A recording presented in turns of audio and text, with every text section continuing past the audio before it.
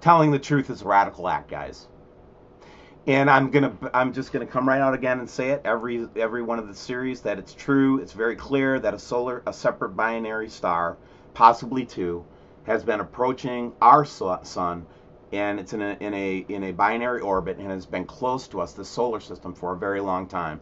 We think it might have 7 to 9 planets in it. There is an artificial light system in operation that's hiding this system, including chemtrails. Go back to the previous video and you'll get the full rundown on that. Now, here's what we're going to talk about today. The fact is that people are getting photographs from all over the world, and I literally have tens of thousands of photographs, okay?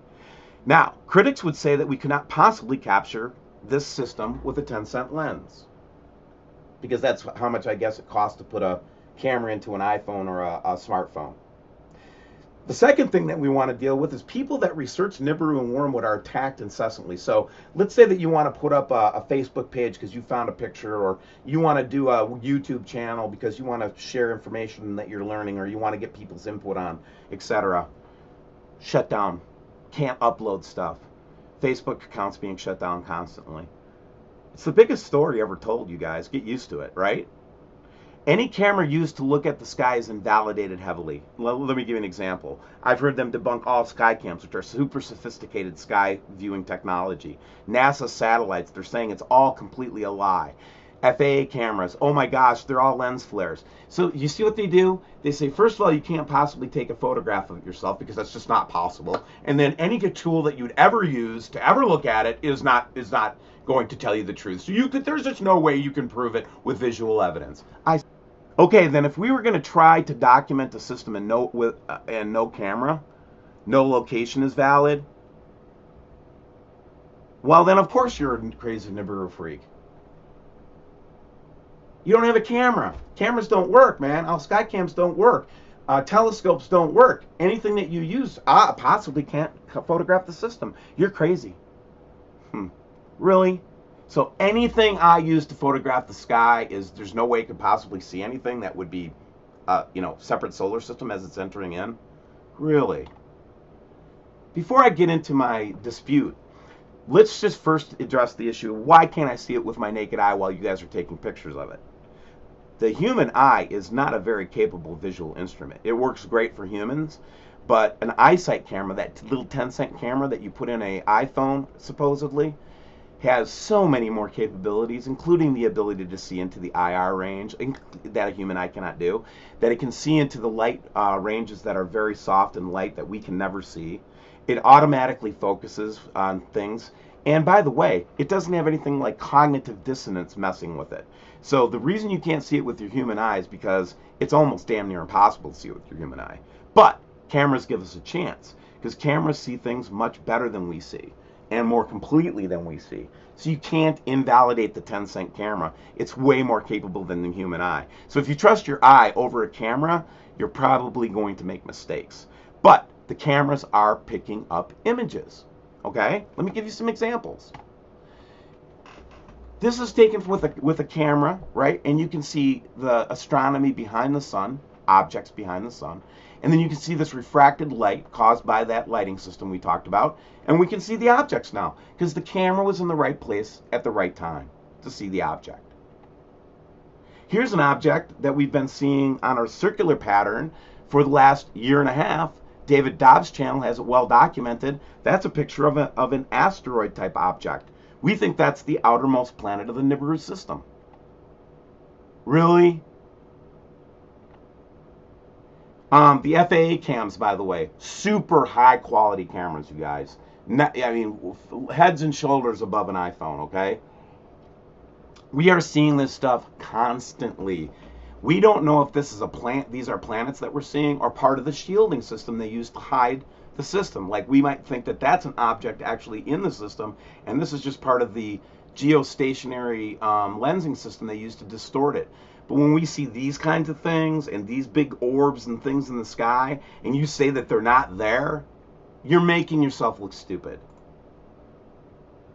Our photographs can certainly cover the red clouds, guys, and the red rainbows, the monochromatic rainbows, that are another sign of a barn door system approaching us. Oh my gosh, let's not even talk about that big halo. That halo shows up at certain times, and it's usually when the system's at full tilt boogie because they're trying to hide stuff. We've proven that. But yet we can photograph the halo with the camera very readily. We see reverse rainbows and potentially other orbs up in the sky. We don't know what those things are, but I'll tell you what, the camera picked that up because my human eye saw that one. It just picked it up in greater detail. Some of the pictures we get are so remarkable that they're undeniable. Let alone other people's contributions just by accident. Here was a flight done to promote a sneaker product, and it got all the way up into the 110,000 foot range, and they saw the green planet. Or how about those FAA cams that the Canadians put up? They also are seeing this stuff too. Really? Every camera that takes a picture of this is just wrong. Really?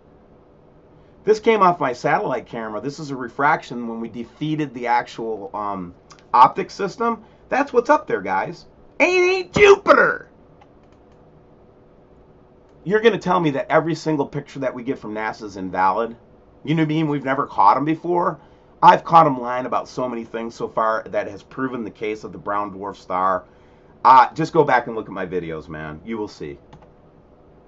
And then there's these where we actually see direct objects interacting with the light source / sun with the big red object behind it. These are just samples. You go back and look at my videos, you'll see hundreds of these. What about Secchi and the weird stuff that we see in Secchi? Really? NASA's completely deceiving everybody, just completely putting garbage out there. We can't trust anything they give us. 10-cent cameras, right? These are not 10-cent cameras. These are billion-dollar cameras, man. Here's where we did a Venus behavior where we actually saw Venus eject, which they call the lens flare, which is impossible on a damn camera like this, and actually seeing shapes of orbs up there. So all I'm trying to say, guys, in conclusion, is this. In a time of great deception, telling the truth is a radical act. Anybody that is talking about this is literally talking about the biggest cover-up in the history of mankind, or at least in this epoch. A story no one was going to touch after 2012. They filter content based on demographics, and I guarantee you, if they set us loose into the general population, we would have no need for fundraising. We would be out into the millions of people because people are hungry for this knowledge. They know something's wrong. Deception and misinformation is rampant. And if you don't understand that this is a spiritual journey and a spiritual battle, you're missing a component of it. There are bigger beings involved with this than human beings. And this station is for Christians primarily, but everybody's welcome. But I'm just trying to provide a place for sane, scientific, rational Christians to come and share their information. And everybody else too. And at the end of the day, together we rise. I don't care what you label yourself. If you're a human being, you're on my team. And nobody's getting rich from this, you guys. It's because of the subscribers.